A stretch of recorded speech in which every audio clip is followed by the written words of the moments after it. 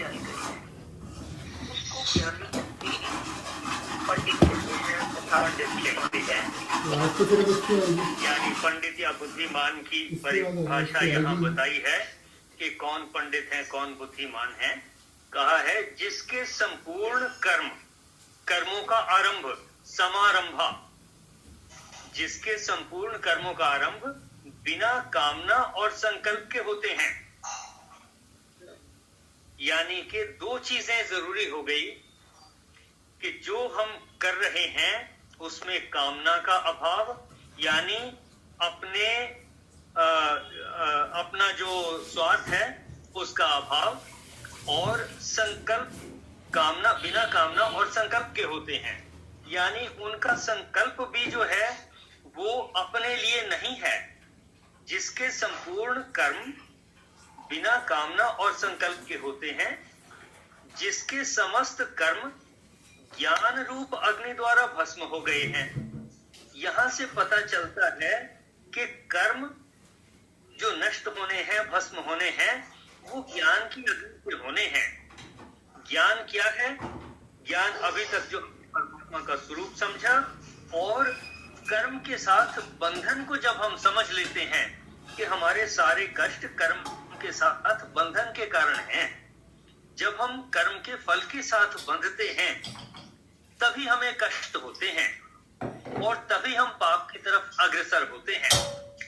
तो जिसके समस्त कर्म ज्ञान रूप अग्नि के द्वारा भस्म हो गए हैं, यानी कि कर्मों की समाप्ति, कर्मों का भस्म होना ज्ञान के द्वारा होना है। ये ज्ञान के बेस पर है। कल हमने ज्ञान और कर्म, ज्ञान से सत्य और असत्य का पता चल जाता है, यही है ना?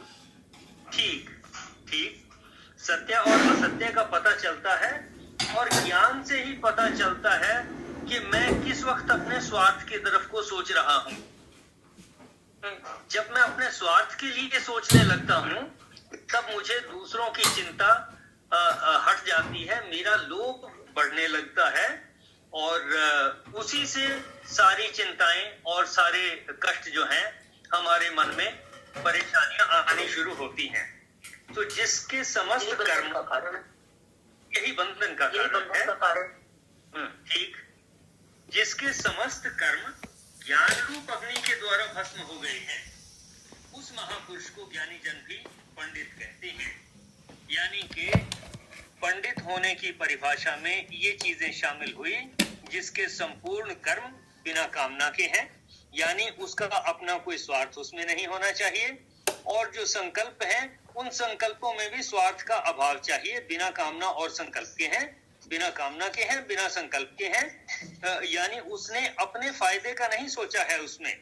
हालांकि जब हम संकल्प की बात कहते हैं तो मन में कहते हैं, जब हम किसी देवी देवता में, यज्ञ में पूजन के लिए बैठते हैं, नमस्कार करते हैं, तो मन में संकल्प लेते हैं कि मैं ऐसा करूंगा। तो ये जो है बिना कामना और संकल्प के जब है, काम संकल्प वर्जिता, यानी कामना और संकल्प ये वर्जित हैं। बिना कामना और संकल्प के जितने जो काम हैं, और जिसके कर्म ज्ञान रूप अग्नि द्वारा भस्म हो गए हैं, उसी को पंडित, ज्ञानी जन भी पंडित कहते हैं। देखिए जरा आप लोग इस क्या कुछ और ऐड करेंगे?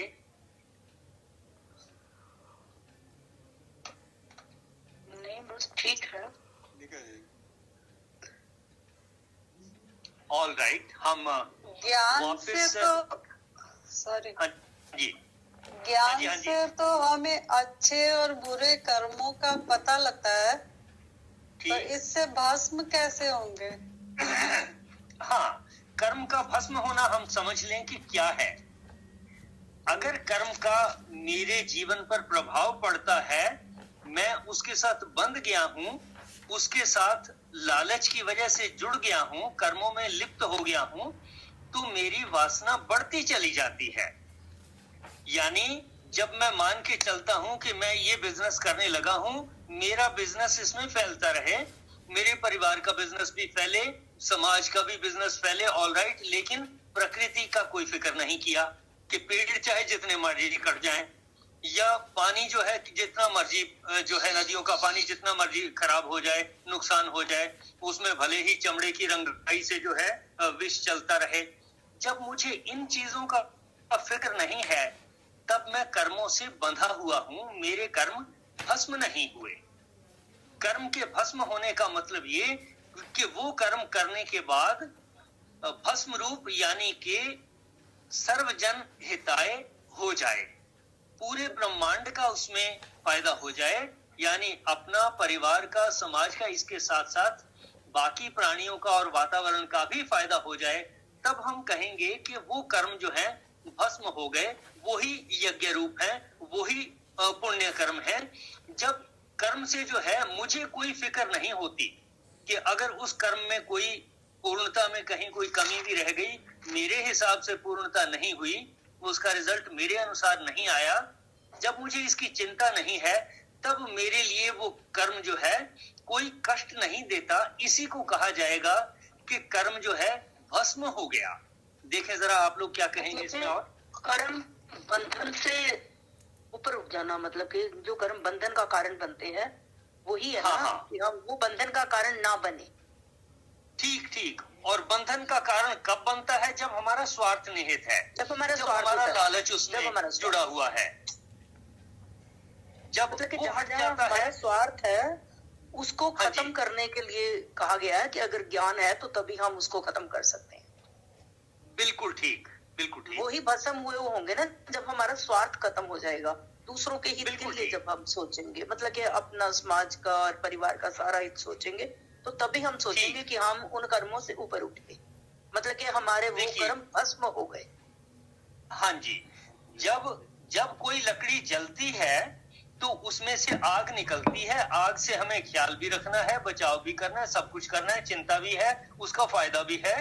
लेकिन जब वो भस्म हो गई, राख बच गई, तब उसका किसी को कोई नुकसान नहीं है। उस राख को भी इस्तेमाल करते आए हैं पुराने समय से, बर्तन मांजने के लिए, हाथों की सफाई करने के लिए, पवित्रता के लिए चूल्हे की राख को ही इस्तेमाल करते रहे हैं।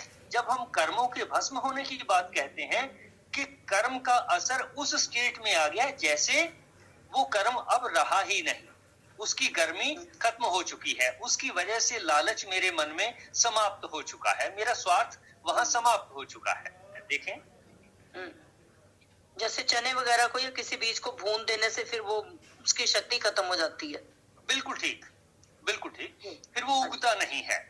इसी तरीके से जब कर्म भस्म सात हो गया तो मैं दोबारा उस कर्म में लिप्त नहीं होता। जब मेरा स्वार्थ है तब मैं सोचता हूं कि और पेड़ काट लूं, और फायदा कर लूं, और थोड़ा इसमें से मुनाफा कमा लूं, दूसरों की फिक्र किए बगैर।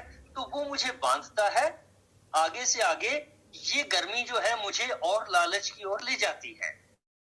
कर्म का भस्म होने का मतलब ये कि ये मेरा लालच आगे खत्म हो जाएगा और मैं ज्ञान से ये पहचानना शुरू कर दूंगा कि अगर कहीं कमी हो रही है तो मेरी सोच में, मेरे ज्ञान में कहां कमी है जिसकी वजह से ये कर्म अभी मुझे कष्ट दे रहे हैं। हाँ जी, हाँ जी। अशोक जी कुछ कह रहे थे? नहीं जी, मैं तो कुछ नहीं कहा। ठीक है जी, वैसे आपने बहुत ठीक किया है, कहा है। All right. और देखिए मैडम, आप लोग क्या कुछ कहेंगे इसके बारे में? और मैंने कहीं ये पढ़ा था कि जो स्पेशली विकर्म जो है या बुरे कर्म, ये सिर्फ परमात्मा की याद से ही ये खत्म होते हैं। देखिए, ये है, आपकी बात ठीक है, इसमें कोई दो राय नहीं है कि अगर मैंने परमात्मा का ख्याल रखा कर्म करते वक्त, मेरे मन में ये रहा कि मैं ये कर्म जिसके लिए कर रहा हूँ वो भी परमात्मा है, और जिन चीजों को इस्तेमाल कर रहा हूँ वो भी ब्रह्म है, परमात्मा स्वरूप ही है, जिसकी चर्चा हम करते आए हैं। परमात्मा का ध्यान रखने का मतलब यही है कि मुझे अपने चारों तरफ, बाहर भीतर, जब ये समझ में रहे कि मैं जहां हूं मैं परमात्मा के अंदर हूं और मेरे अंदर भी परमात्मा है, मैंने जो करना है वो लौट करके कहीं ना कहीं मैं परमात्मा से जब जुड़ा हुआ हूँ, परमात्मा के शरीर का अंग हूँ, अंश हूँ, तो ये घूम करके कहीं ना कहीं जो मैंने गलत किया है वो मेरे साथ ही मेरे ऊपर भी असर करेगा, क्योंकि मैं जुड़ा हुआ हूँ पूरे विश्व से, संसार से, ब्रह्मांड से, परमात्मा की शक्ति के साथ मैं जुड़ा हुआ हूँ। तो जो आपने बात कही कि परमात्मा का अगर हम ध्यान करेंगे, बिल्कुल ठीक, तो फिर हमसे गलत काम नहीं होगा। हो रहा है तो भी जो है, अगर परमात्मा का ध्यान हमारे मन में है कि जिसके लिए मैं कर रहा हूँ, गलत कर रहा हूँ, तो किसी परमात्मा के ही किसी अंश के लिए कर रहा हूँ गलत मैं। जब मेरा ऐसा ध्यान रहेगा तो डेफिनेटली ये जो है कर्मों से हम बच सकते हैं, गलत कामों से, गलत सोच से बच सकते हैं। देखें, वो तो यही जो जैसे गीता के 16वें अध्याय में आया हुआ है कि जब हम किसी से भी कुछ हम बुरा किसी का करते हैं तो हम परमात्मा का कर रहे हैं। उसमें यही है ना, अहंकारम बलम दर्पम कामम क्रोधं च संश्रिताः माम आत्म परदेहेषु प्रदूषणतो भस्वेगा, कि जो द्वेष करते हैं वो उनके अंदर स्थित मुझ अंतर्यामी परमात्मा से द्वेष करते हैं, कि वो किसी व्यक्ति से द्वेष नहीं कर रहे। तो फिर ऐसा सोच के पूरा कर्म, हाँ जी, जितने व्यक्ति भी ऐसा कुछ है वो परमात्मा का ही उसके स्वरूप का ही हिस्सा है, हम भी उसी के स्वरूप का हिस्सा है। हाँ जी, तो फिर वो परमात्मा का स्मरण हो गया, फिर गलत काम ही नहीं होगा। फिर ठीक, जब ये वाला भाव होगा तो गलत काम ही नहीं होगा। हाँ जी, हाँ जी, मैं ये कह रहा हूँ, ऐसे समझो परमात्मा का जो सूक्ष्म सीसीटीवी है ना, हम उसके अंडर हैं।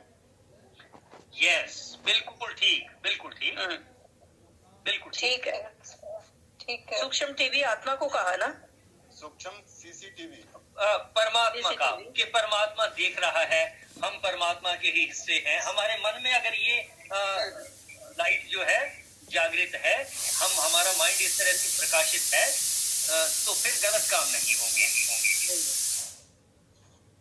ठीक है, ठीक है। चलिए, इसी से संबंधित जो है मैं एक और श्लोक का जिक्र कर लेता हूँ, इस समय डिस्कस कर लेता हूँ। ईशावास्योपनिषद से हट करके है, जिसको हम सभी जानते हैं और जिसकी महिमा का भी हमने बहुत विस्तार सुना है, और वो है गायत्री मंत्र। गायत्री मंत्र के थ्रू हम कोशिश करते हैं ईश्वर को समझने की, ईश्वर के स्वरूप को समझने की। तो ऑलरेडी हमने ईशावास्योपनिषद में भी बहुत कुछ समझा है। जितने भी